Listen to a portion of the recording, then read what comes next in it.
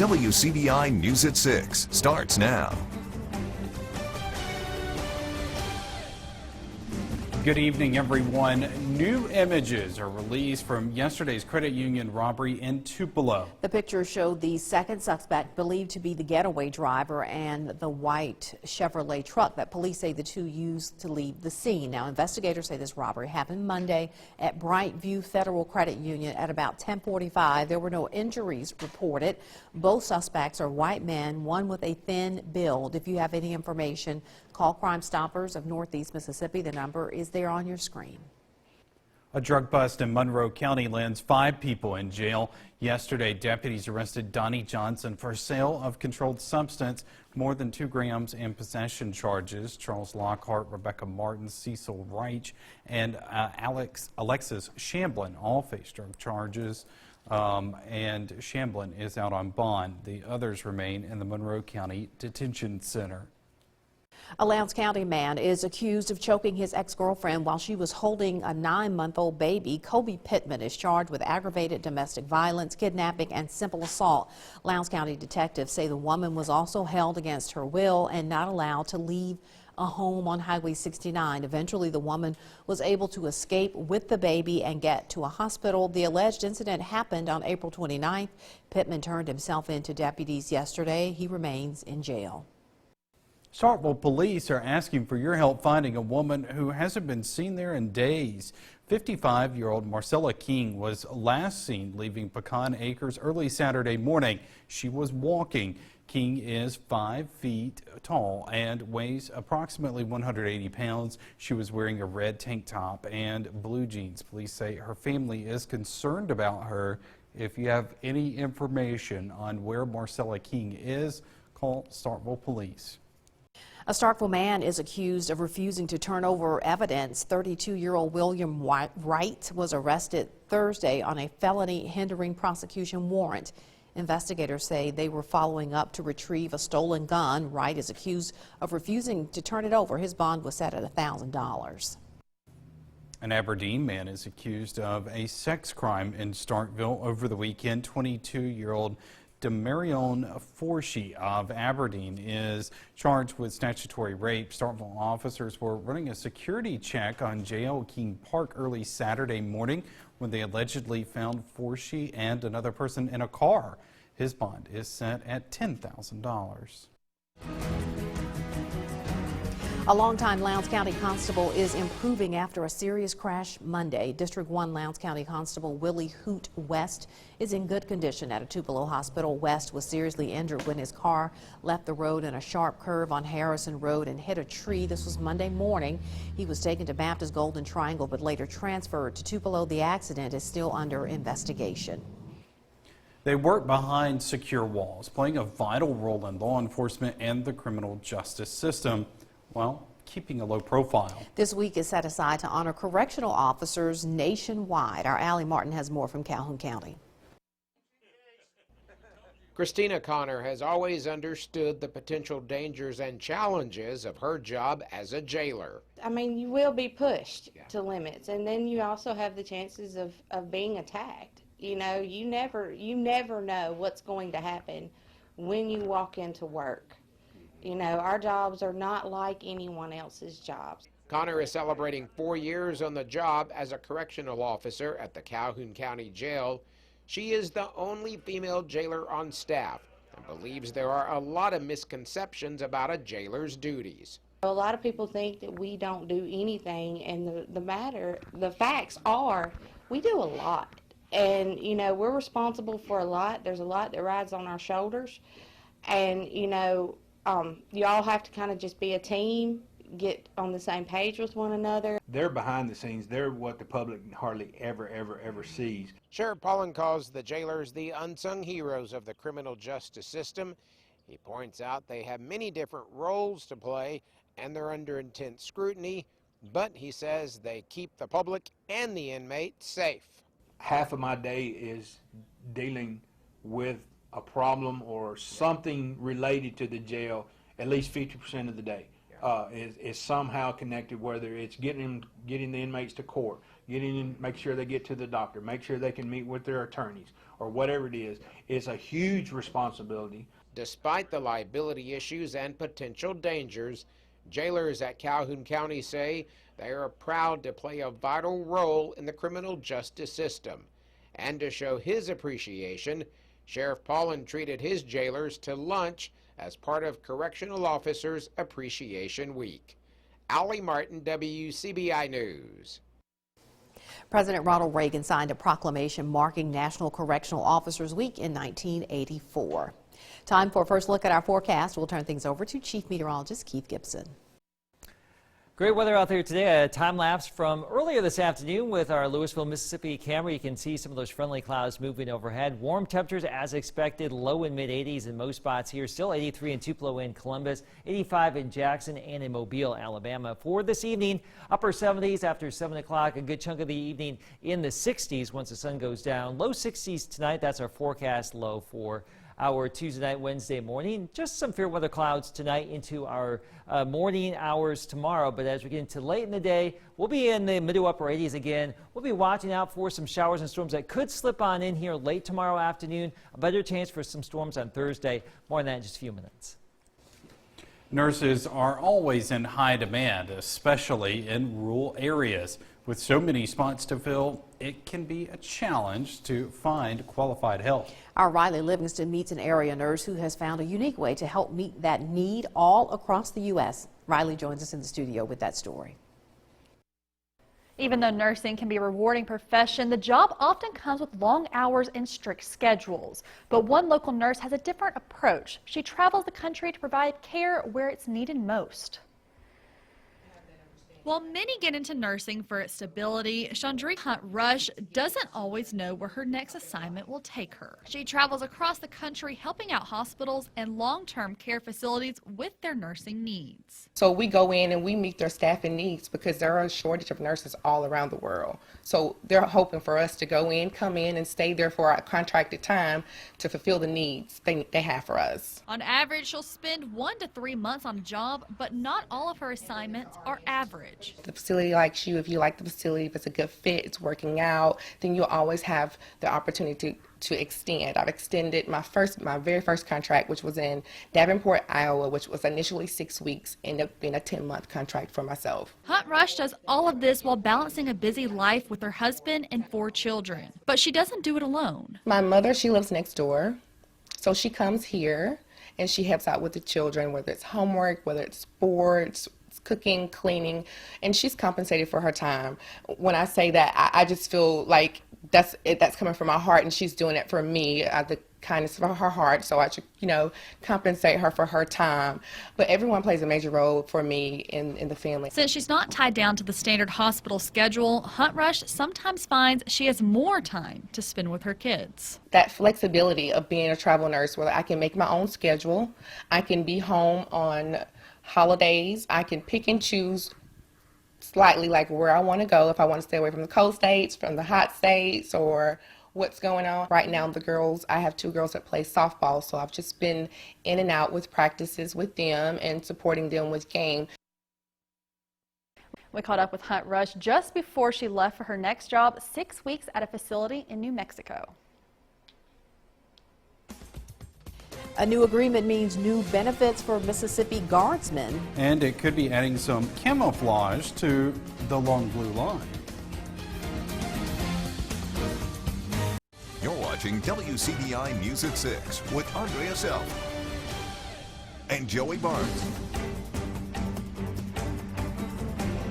Welcome back. Mississippi University for Women could soon be seeing a stronger military presence on campus. The W is partnering with the Mississippi National Guard to expand opportunities for guardsmen. A new agreement will ensure free tuition to undergraduate Mississippi National Guard members as well as full-time Army members. Both sides see the move as a way to help the student soldiers and the state. So we've got young men and women who are joining the Guard every day. And some of those are college students, or they're young men and women who need help paying for college. We offer them assistance to the tune of about half the tuition cost. We look to the university to match that cost to offer that student full tuition. And this will give them the opportunity to earn an undergraduate degree with very little financial burden. We will be providing free tuition for undergraduate members of the Guard. Earlier this year, the W was recognized as a military-friendly school.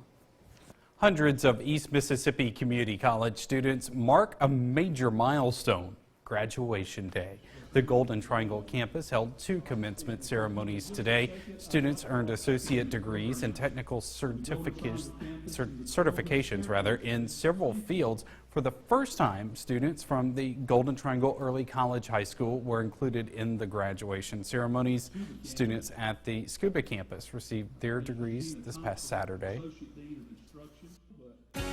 Storms on Thursday may pack a decent amount of lightning. You can see the lightning potential being depicted right there as a complex of storms could roll on our way. Right now, all quiet, but storms are possible later this week. We'll talk about it next.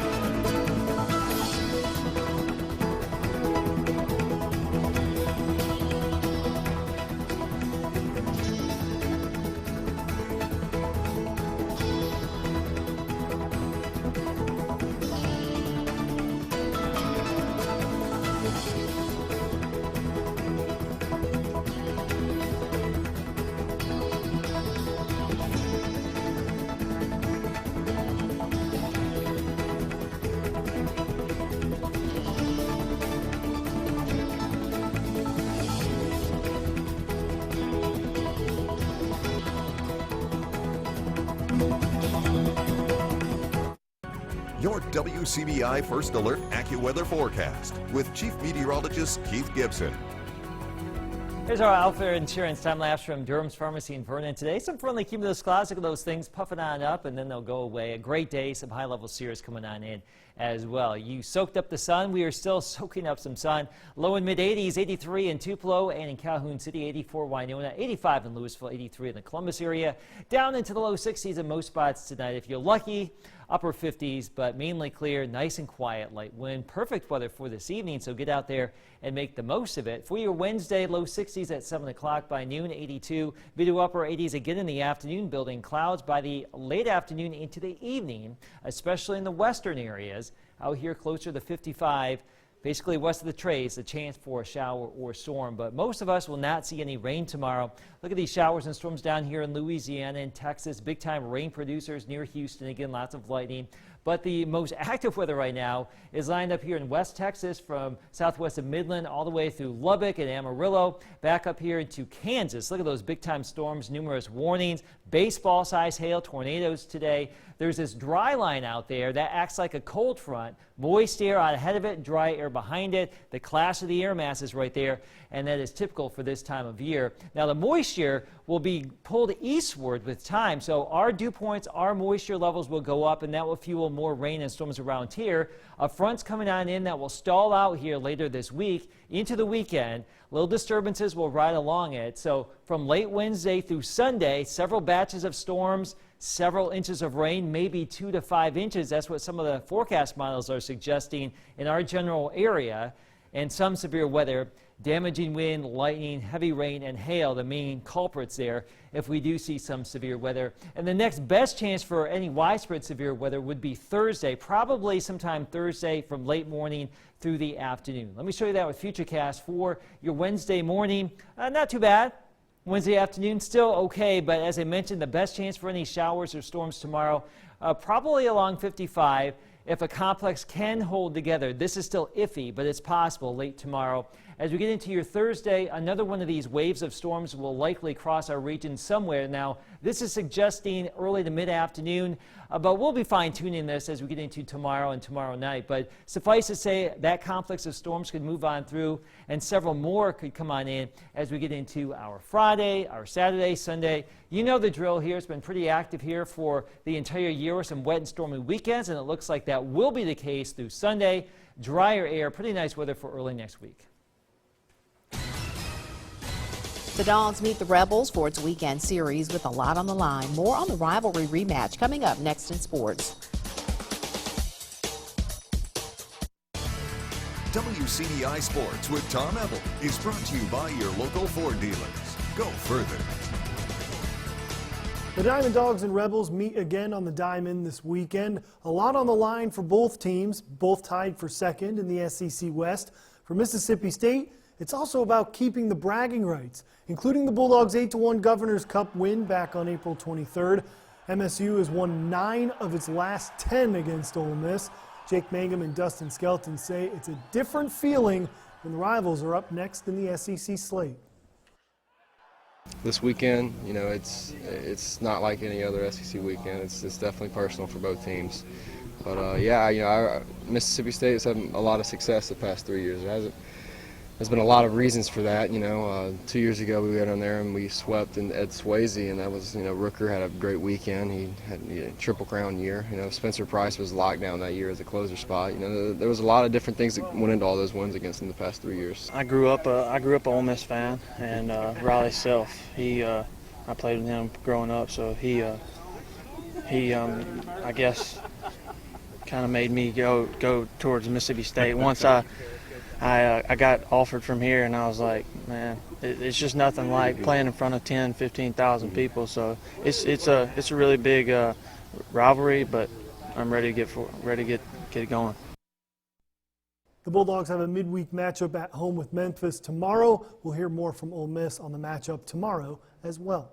A historic day for Mississippi State softball and Ole Miss softball. The SEC releasing the All-Conference Awards and a new program mark set for both teams. Mississippi State with 3 first-team All-SEC selections for the first time ever. That's a program record. Kat Moore, Mia Davidson, and Fa Leilua to the first team. Anna Kate Seegers named to the All-SEC freshman squad. 4 Ole Miss Rebels named to the All-SEC teams, a program record for Ole Miss. Headlined by Kylan Becker to the first team for the second time in her career. Molly Jacobson to the second team. Tate Whitley to the All-SEC freshman team. And Kaylee Horton becomes the first Ole Miss Rebel to be named to the All-SEC defensive team.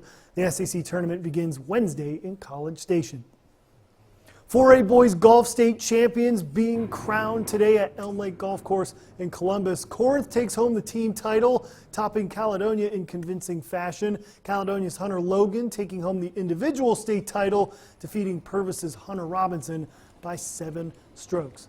Some more state champions crowned across the area. Tupelo takes home the 6A crown, edging out Oxford and Madison Central. Germantown wins 5A. Corinth dominates for the 4A team title, and Boonville takes home its 5th consecutive 3A team title. Oak Hill Academy also taking home the MAIS 2A team title. For the individuals, Gulfport Sam Lee wins 6A. Lafayette Zach Watts wins the 5A title. Caledonia's Hunter Logan, we mentioned that he won the 4A state championship as an individual. And Boonville's Tate Dickerson takes home the individual title in 3A, shooting 7 under for the tournament.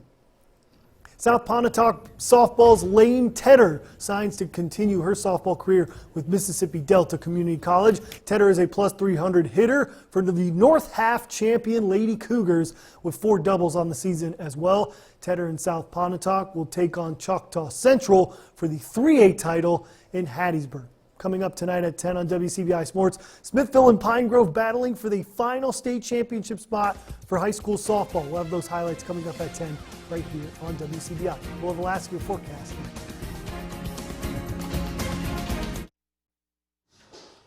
An area family will soon have a new roof over their heads thanks to Habitat for Humanity. Crews spent the day putting a metal roof on the home on 12th Avenue North in Columbus. This is the first time Executive Director Kathy Arender says they've opted to use a metal roof on a Habitat home. It was made possible with the help of some area industries. We are very appreciative of the donation of pull from Steel Dynamics and their contributions that they've been making to this house over the process of the build, and we are very thankful for Magnum to come out here and donate their time and energy to doing the helping us put the metal roof on today. Arender says a metal roof will be easier to maintain. Water just slides right off of there, doesn't it? It does. Roofs are good right now, especially with rain on the way, late tomorrow perhaps, but more so Thursday, Friday, Saturday, Sunday. Several more clusters of storms, and as we mentioned, several more inches of rain that will be sliding off all of those roofs, metal or not, going forward. Get the indoor plans for Mom on Mother's Day. Always a wise decision here.